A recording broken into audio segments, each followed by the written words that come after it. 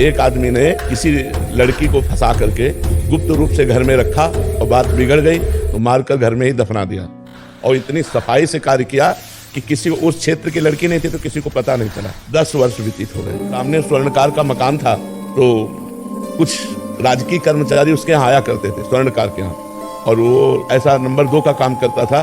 तो उनको पता चला तो कुछ फीस वो देता रहा। अब धीरे धीरे खान पान रात्रि भर वहीं रुकना, तो उनको पता चल गया कि तिजोरी कहाँ है, पैसा कहाँ है। सब रात्रि में स्वर्णकार को मार डाला राजकीय कर्मचारियों ने, और उनका सब सामान लेकर बाग से लेकर निकल रहे थे। तो वो आदमी लघु शंका के लिए निकला, जो 10 वर्ष पहले केस कर चुका था और कुछ नहीं, कोई नहीं जान पाया। वो निकला, उन्होंने देखा तो उनका कुछ करके आ रहे हो आप लोग, घबराए दिखाई दे, बाग से कहाँ से लेके आ रहे हो? हम तुमको भी इसमें से कुछ दे देंगे तो अपने घर जाओ।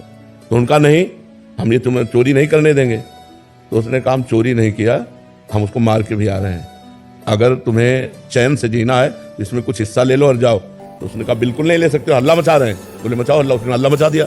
हल्ला मचा दिया तो उसने उसको पकड़ लिया, हल्ला मचाने वाले को, और कहा अब भाग के कहाँ जाएगा?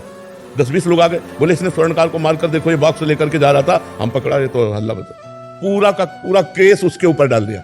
अब जब साक्ष्य और सब प्रमाण मिल रहे हैं तो जब जज के सामने गया, बहुत रोया और उसने कहा हृदय से कहता हूँ, फांसी तो तुम्हें देना है फांसी दे दो, आजीवन कारावास देना आजीवन, हृदय से कहता हूँ मैंने पाप नहीं किया। तो उसने कहा सच्ची बताओ, भगवान को साक्षी करके बताओ, तुमसे कोई ऐसा पाप हुआ है क्या इस जन्म में जिसका तुम्हें दंड नहीं मिला? जज ने कहा कोई ऐसा पाप हुआ है जिसका तुम्हें दंड नहीं मिला, सच्ची बताना। उसने हृदय से बताया कि हाँ ऐसा। तो देखो वो पाप कैसे फंसा दिया, उसको कैसे फंसा दिया, लघु शंका के लिए निकला, केस बन गया। तो कई ऐसी घटनाएं होती हैं हमारे जीवन में जिसमें वर्तमान में हम दोषी नहीं होते, लेकिन भूतकाल का किया हुआ अपराध हमको वर्तमान में फंसा के दंड देता है। इसलिए आप बिल्कुल